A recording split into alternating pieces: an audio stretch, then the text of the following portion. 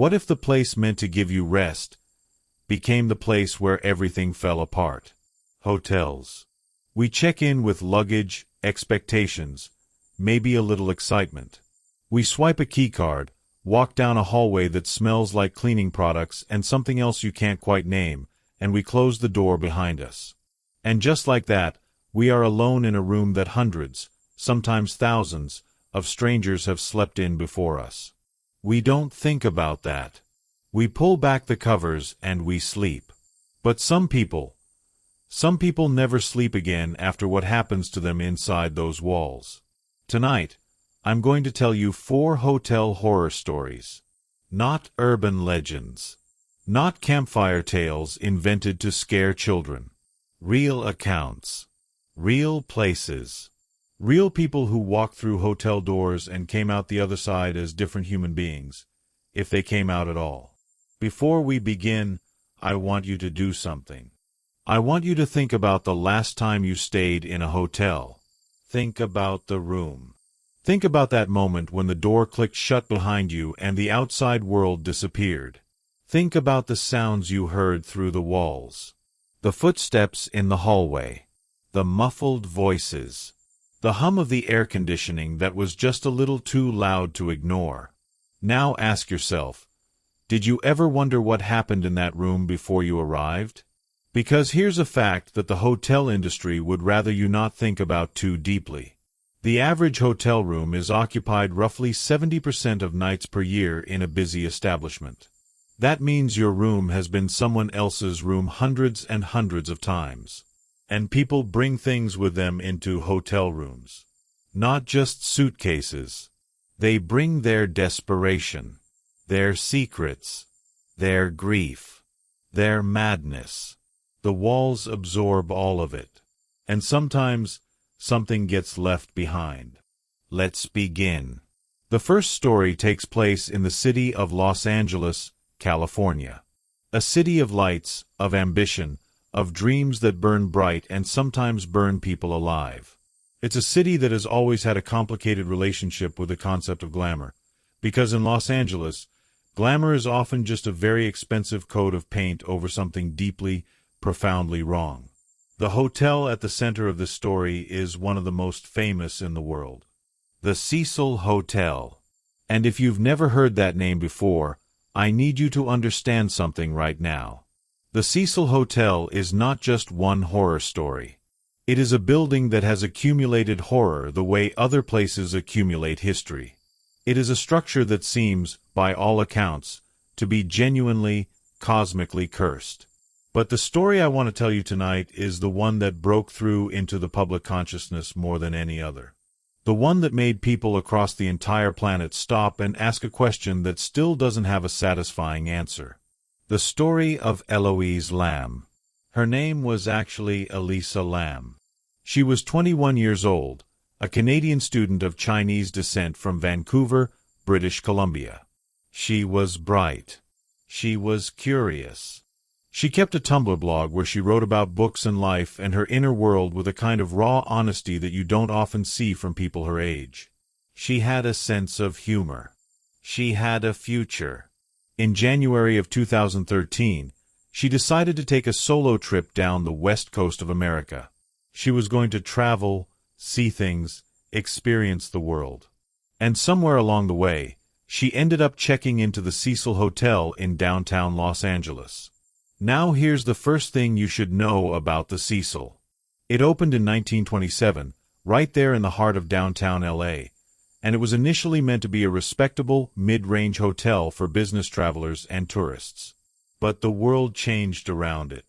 The neighborhood changed. And the Cecil began to attract a very different kind of guest. Over the decades, the Cecil became associated with some of the darkest events in LA's history. Multiple suicides occurred at the hotel, people jumping from its windows, people taking their own lives in the rooms. A woman named Pauline Otten fell from a 9th-floor window in 1962 and landed on a pedestrian below, killing them both. A man named W.K. Norton was found dead in his room from poison in 1962. A woman named Helen Gurnee fell from a 7th-floor window in 1954. A man named Benjamin Doddick was found dead in his room in 1964. These are not isolated incidents. These are patterns. And the darkness didn't stop with suicides. Richard Ramirez, the Night Stalker, one of California's most notorious serial killers, lived at the Cecil Hotel in the mid-1980s while he carried out his killing spree across Los Angeles. He reportedly came back to the hotel after his attacks, rode the elevator up to his room, and slept. Jack Unterweger, an Austrian serial killer who was murdering women in Los Angeles in 1991 while working as a journalist, also stayed at the Cecil. 2 serial killers. The same hotel. Decades apart. Ask yourself this. What does it mean when a place consistently attracts the darkest expressions of human nature? Is it coincidence? Is it the neighborhood?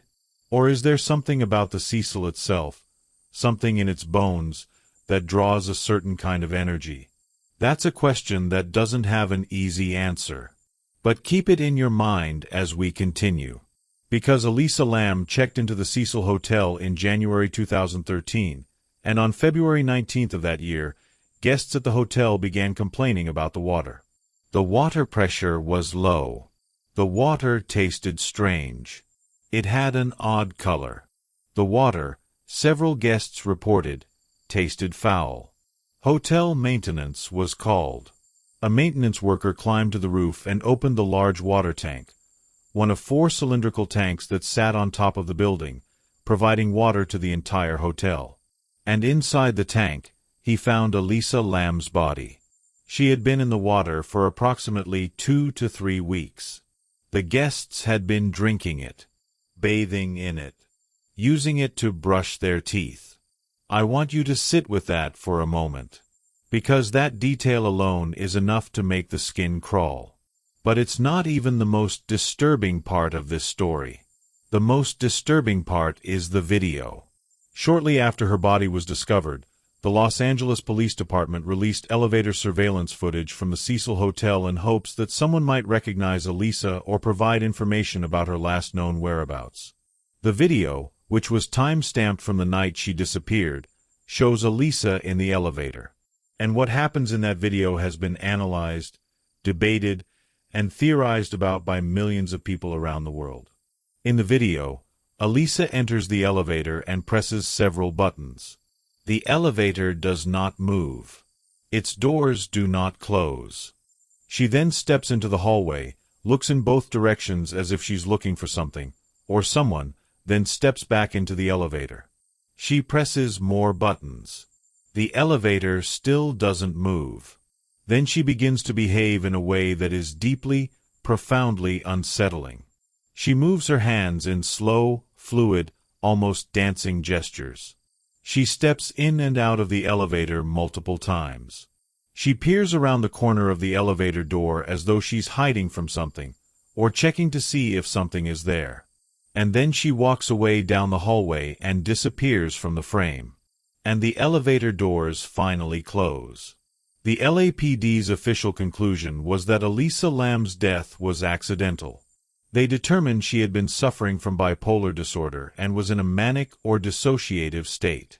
They theorized she climbed up to the roof, which required navigating multiple locked doors and a fire escape, opened the heavy metal hatch on top of the water tank, climbed inside, and the lid somehow fell closed behind her, trapping her. She drowned. But here's where the speculation begins. And I want to be very clear, what I'm about to tell you are theories. Not facts. Theories. Speculation. Things that people have noticed and wondered about, and that have never been definitively resolved. The water tank's lid was heavy. It required significant effort to open. How did a small young woman, possibly in a distressed state, open it on her own, climb inside, and have the lid fall shut? The roof was locked and supposed to be accessible only to authorized personnel. How did Elisa get there? The elevator in the video behaves strangely. It appears to malfunction, not responding to commands in a way that doesn't entirely line up with a simple malfunction.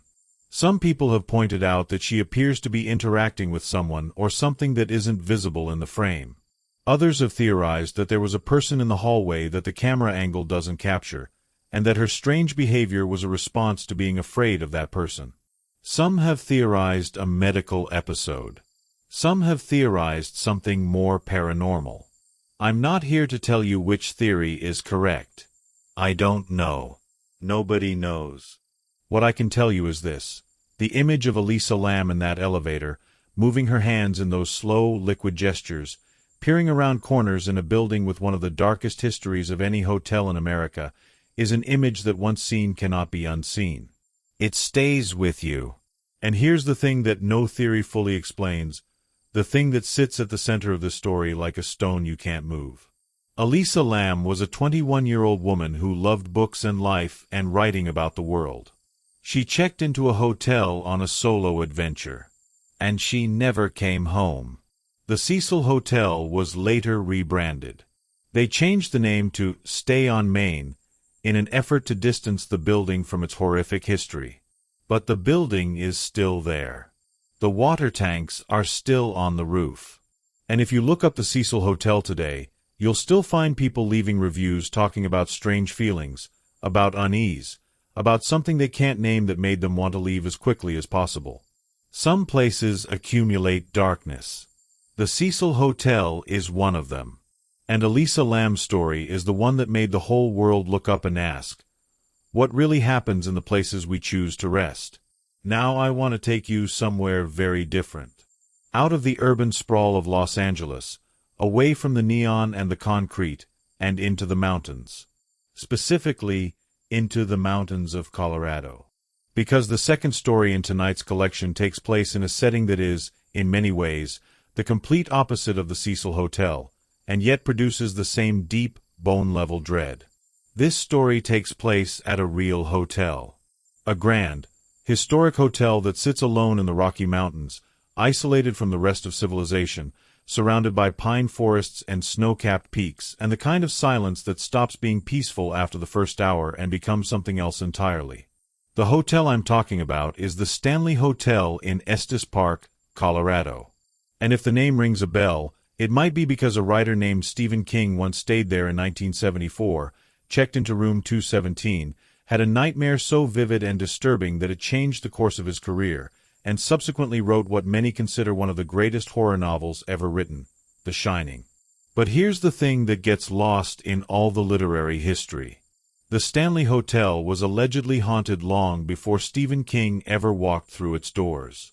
And long before the Overlook Hotel became part of our cultural imagination, real people were having real experiences inside the Stanley that they could not explain. The hotel was built by Freeland Oscar Stanley, F.O. Stanley, a man who had made a fortune co-inventing the Stanley steamer automobile. He came to Estes Park in 1903 suffering from tuberculosis and was not expected to live. The mountain air, the altitude, the distance from the polluted cities. Something in that environment restored his health. He fell in love with the place. And he built a hotel there. The Stanley Hotel opened in 1909. It is a massive, beautiful building, white and Georgian style, with a red roof and a wide view of the mountains. It looks like the kind of place where Victorian aristocrats came to escape the summer heat of the cities, which is exactly what it was.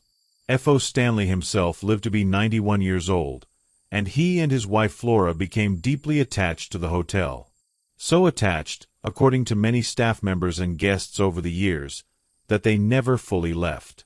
The most commonly reported presence at the Stanley is that of Flora Stanley, F.O.'s wife.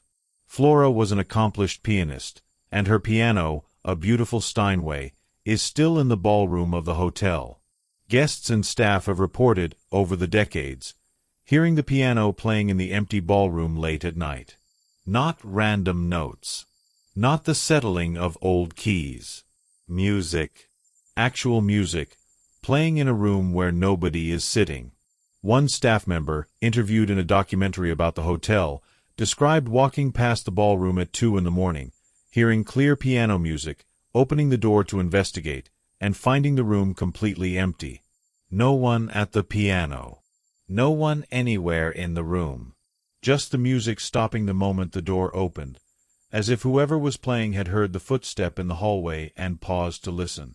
That image, the music stopping the moment you open the door, is one of the most unsettling things I can imagine, because it implies awareness. It implies that whatever is playing the piano knows you're there.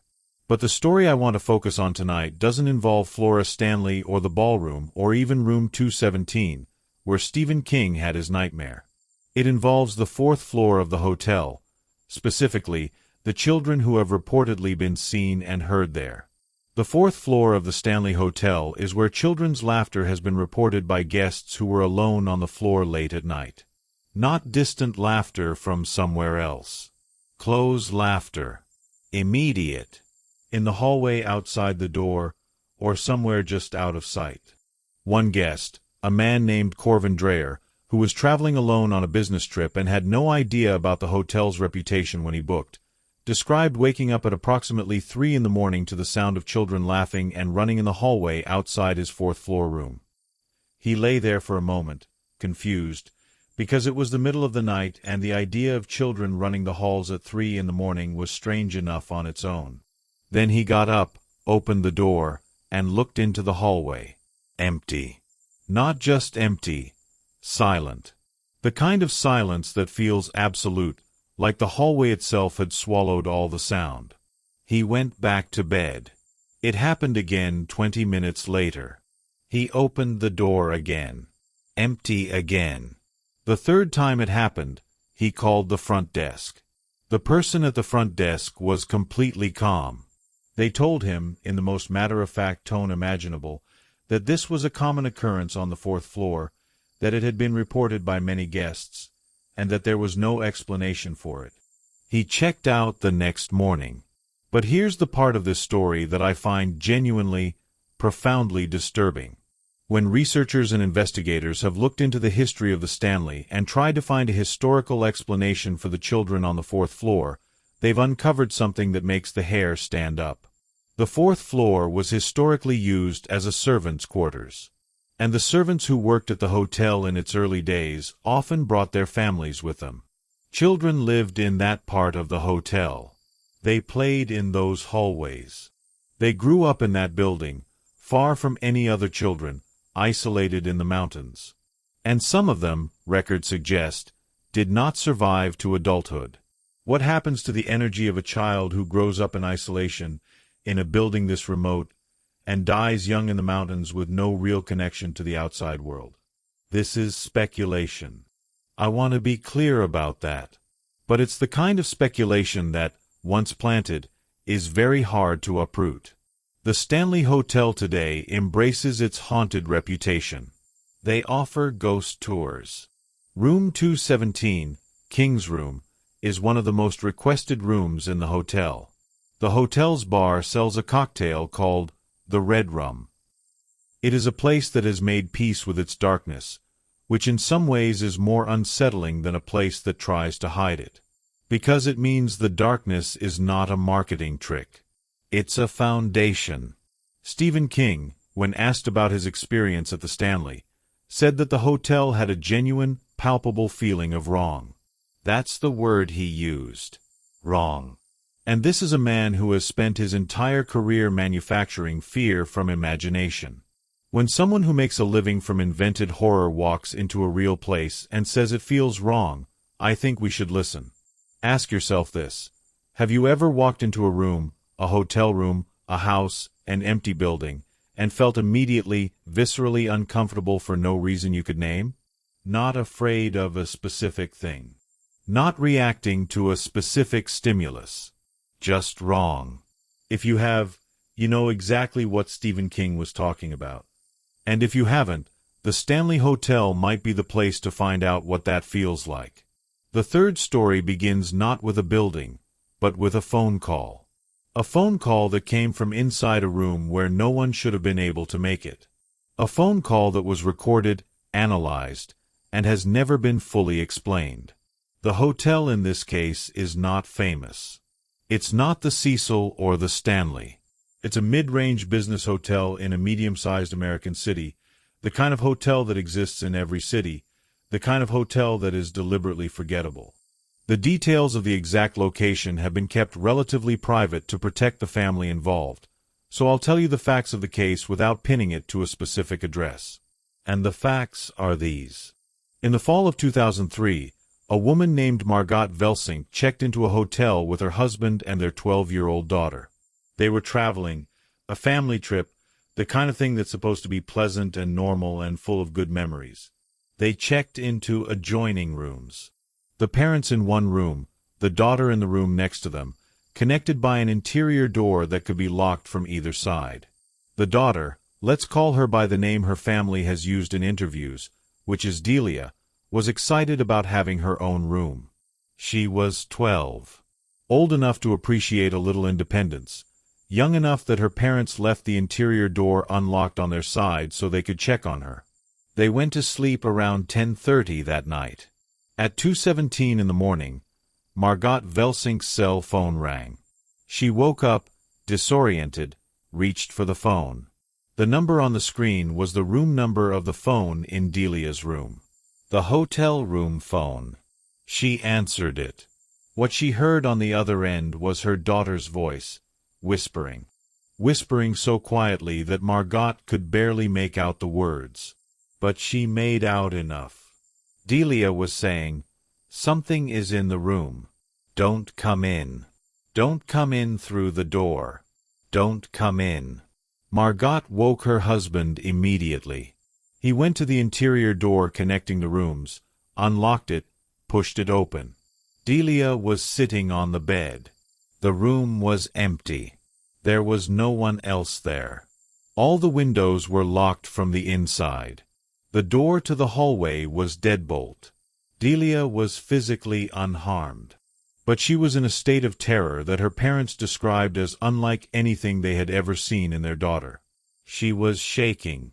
She was pale in a way that Margot described as the color leaving her face as if something had drained it.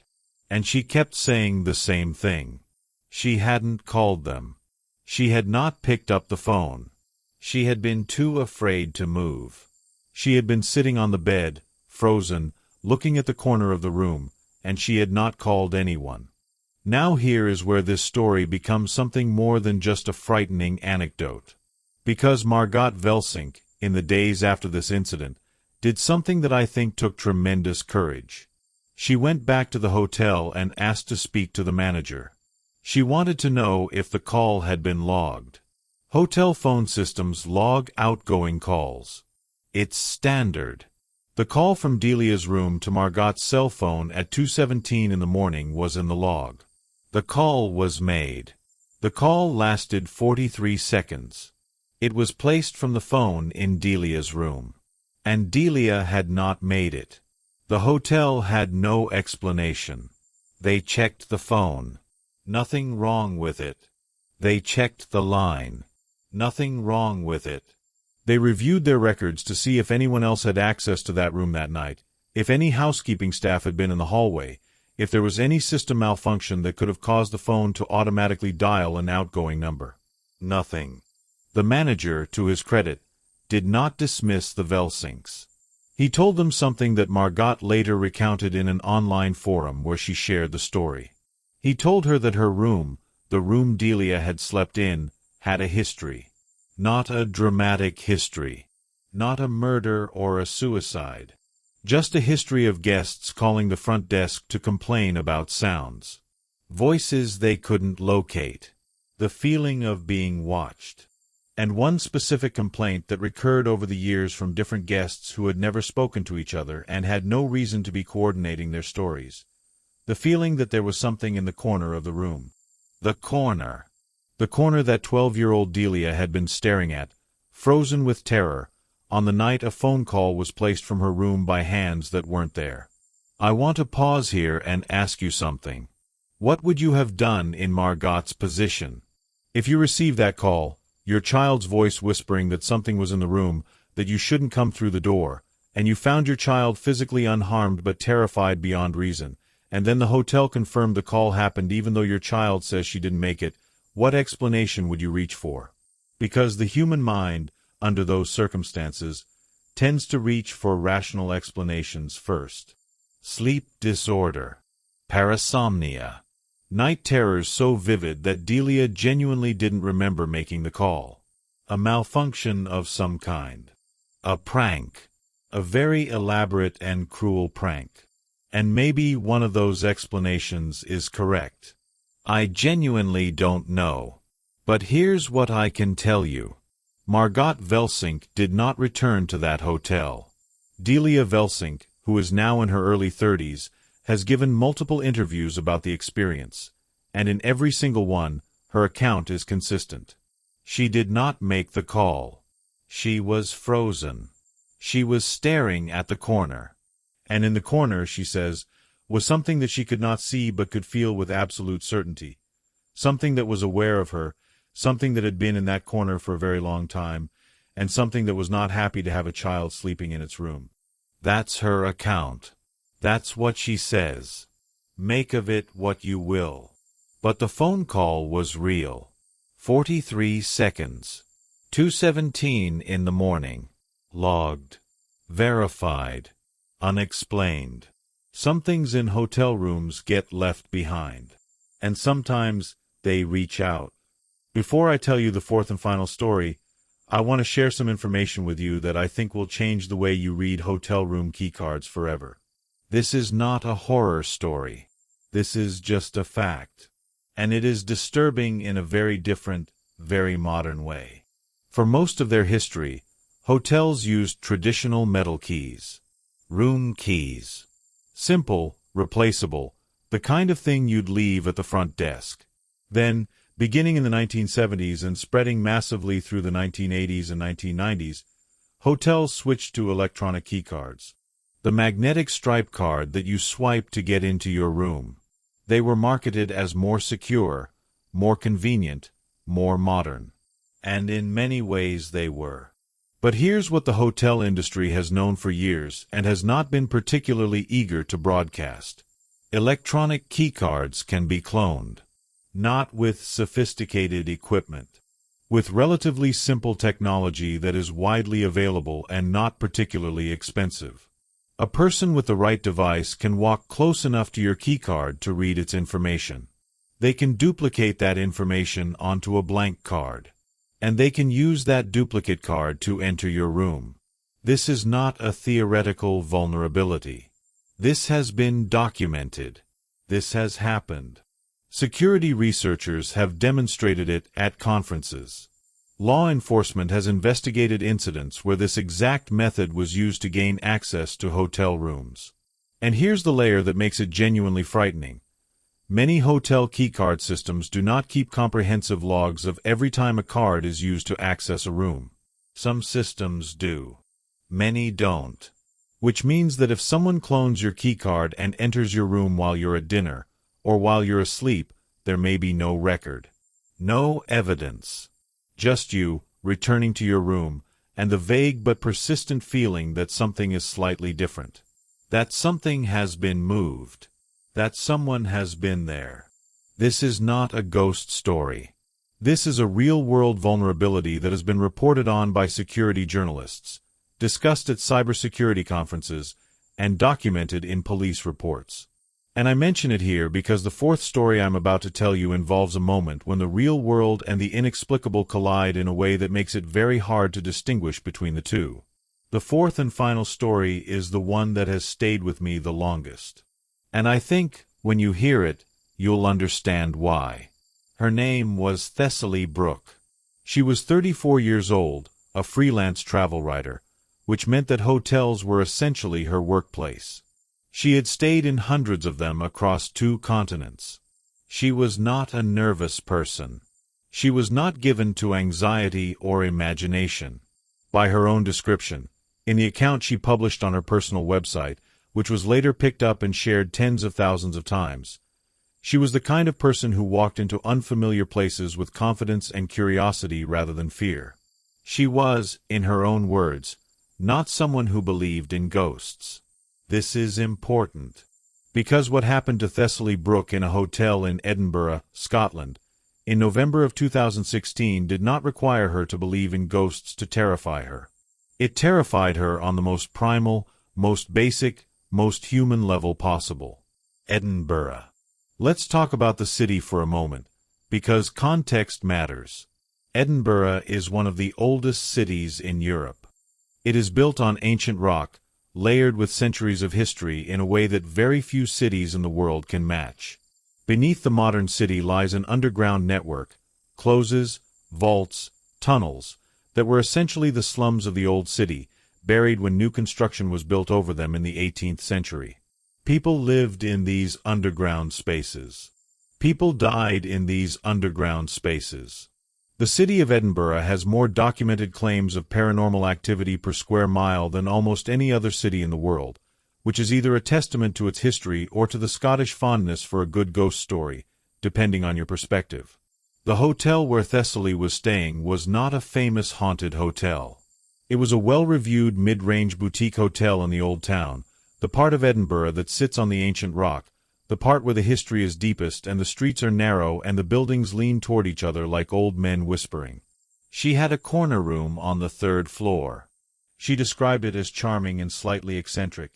Uneven floors, a window with a view of a stone close, a bed with a carved wooden headboard, and a wardrobe that she noted was much older than the rest of the furniture in the room, as if it had been there before the hotel was and nobody had thought to remove it. She checked in on a Tuesday evening. Her first night was completely normal. She slept well. She woke up refreshed. She spent the day exploring the city and came back to her room in the evening, tired and content. The second night was when it started. She woke up at an indeterminate time. She had left her phone across the room, which she often did to avoid looking at it in the middle of the night, so she didn't immediately know what time it was. She woke because she heard a sound. A very specific sound. The sound of the wardrobe door opening. She lay still in the darkness. The room was dark enough that she couldn't see the wardrobe clearly, just its outline against the slightly lighter darkness of the wall. She listened. Silence. She told herself it was the building settling. Old buildings do that. Old wood shifts and creaks and expands and contracts. She had stayed in dozens of old buildings. She knew the sounds they make. She closed her eyes and tried to go back to sleep. Then she heard breathing. Again, she told herself there was an explanation. She was in a corner room. The walls were old. Sound travels strangely through old walls. It was a neighbor, or traffic from outside, or her own heartbeat amplified by the sudden heightened alertness of waking in the dark. She got up, crossed to her phone, checked the time. 3:12 in the morning. She turned on the bedside lamp. The wardrobe door was open. Not wide open. Ajar. Maybe 4 inches. Just enough that the inside of the wardrobe was dark. Just enough that you couldn't see what was inside without opening it further. She stood in her room at 3:12 in the morning in Edinburgh, Scotland, looking at a 4-inch gap in an antique wardrobe. And she made a decision that she later described as the most frightening decision she'd ever made in a hotel room, which is saying something given her profession. She crossed the room and opened the wardrobe all the way. Empty. Old wood smell. Her clothes on the rail. Her shoes on the floor. Nothing else. She pushed the door firmly shut and went back to bed with the lamp on. She fell asleep with the lamp on. In the morning, she felt slightly embarrassed. She was a grown woman. A professional. She'd been spooked by a wardrobe door that hadn't latched properly. She left for the day. She came back that evening. She checked the wardrobe before she went to sleep.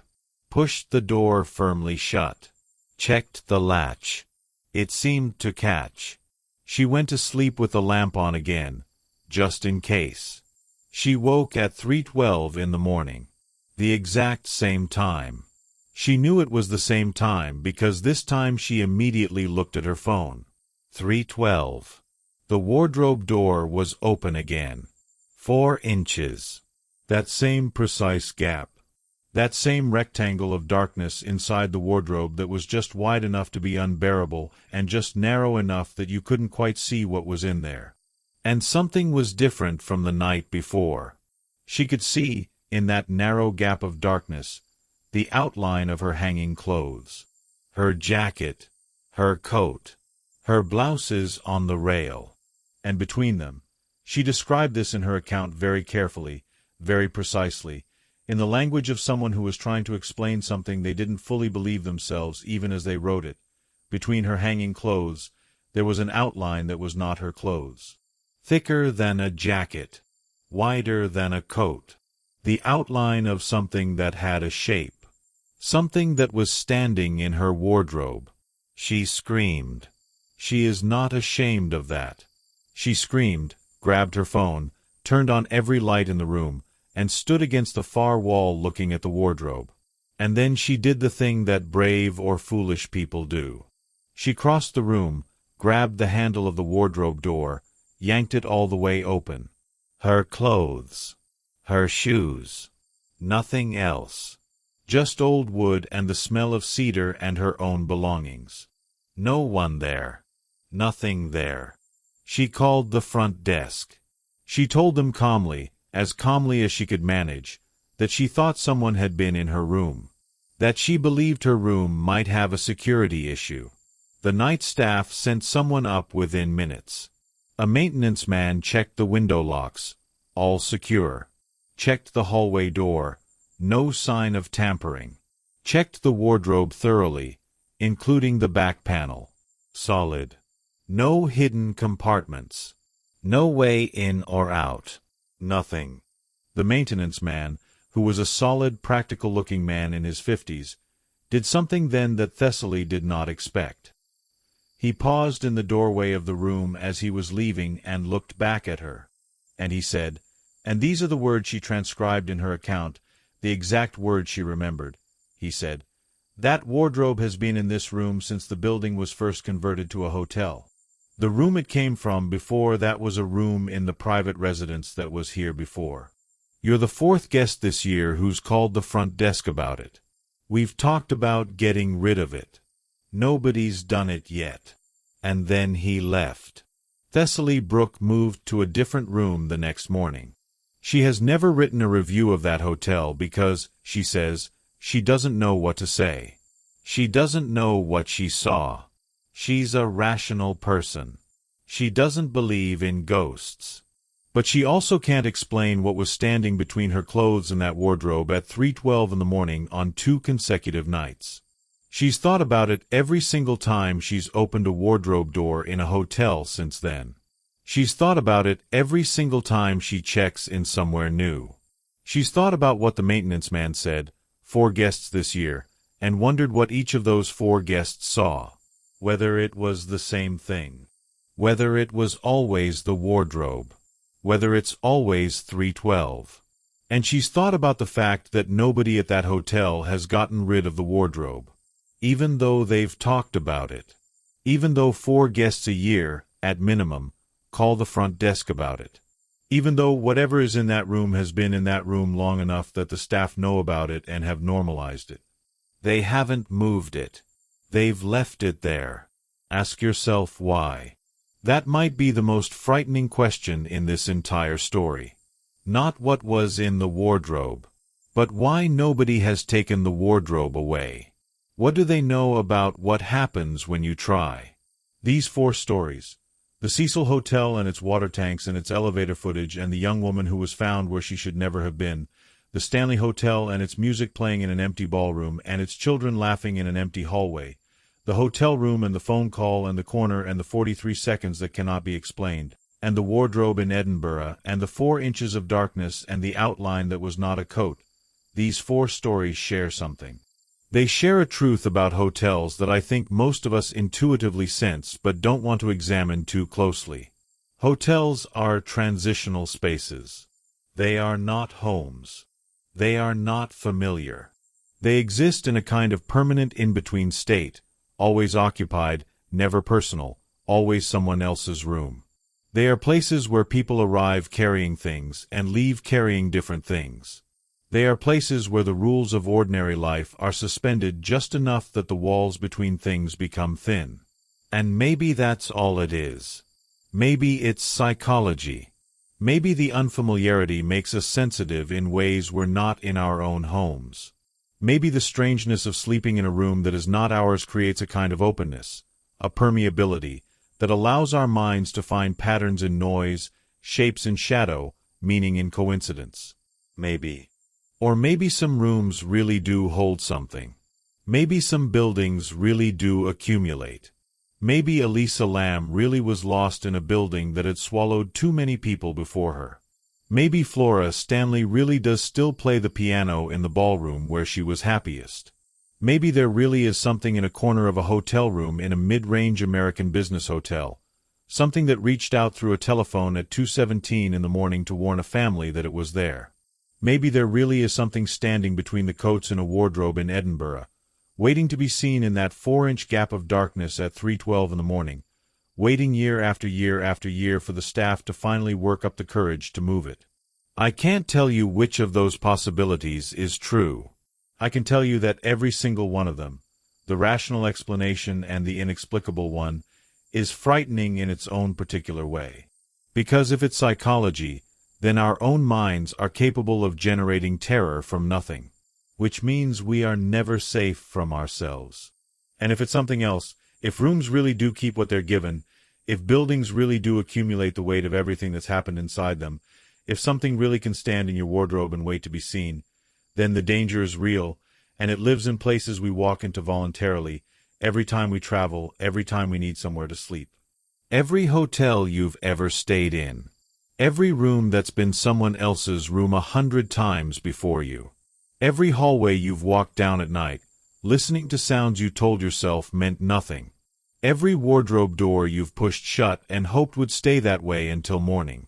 The next time you check in somewhere, and you will, because we all do, because hotels are just a part of the way we move through the world, I want you to take a moment before you go to sleep. I want you to look around the room. Really look. At the corners. At the wardrobe or the closet. At the telephone on the nightstand. At the water coming out of the tap. Ask yourself what happened in that room before you arrived.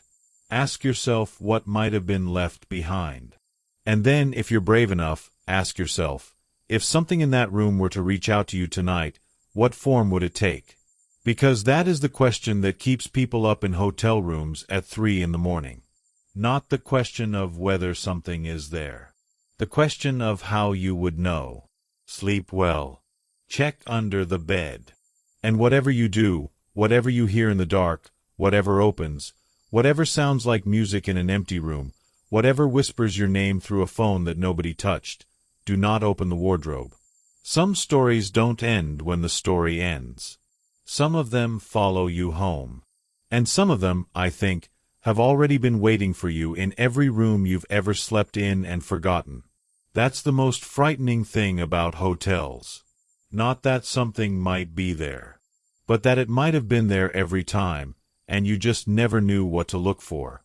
Until now. You've just heard 4 hotel horror stories. And if you're anything like me, part of you is already thinking about the next time you have to check in somewhere. About that moment when the door closes behind you and the hallway disappears and you're alone in a room that is not yours. About the sounds the building makes at night. About what you'll do when you wake up at 3 in the morning and something in the room doesn't feel right. I want to leave you with one final thought. The Stanley Hotel, the Cecil Hotel, these are famous. They've been investigated, documented, filmed, analyzed. Thousands of people have walked through them deliberately looking for something. But what about the hotels that aren't famous? What about the thousands and thousands of ordinary hotels all over the world?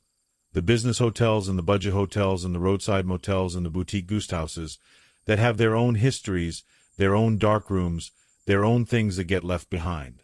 What about the hotel you drove past last week and never thought twice about? What about the room that's already booked for the next time you travel? Nobody talks about those. Nobody investigates those. Nobody makes documentaries about them. And they're the ones I think about. Because fame is not a requirement for darkness. And history doesn't care whether anyone is paying attention. It just accumulates. Room by room. Night by night. Guest by guest. Until one night, someone wakes up at 3 in the morning and hears something that changes everything. And then that room becomes a story. And that story, if you're lucky, gets told.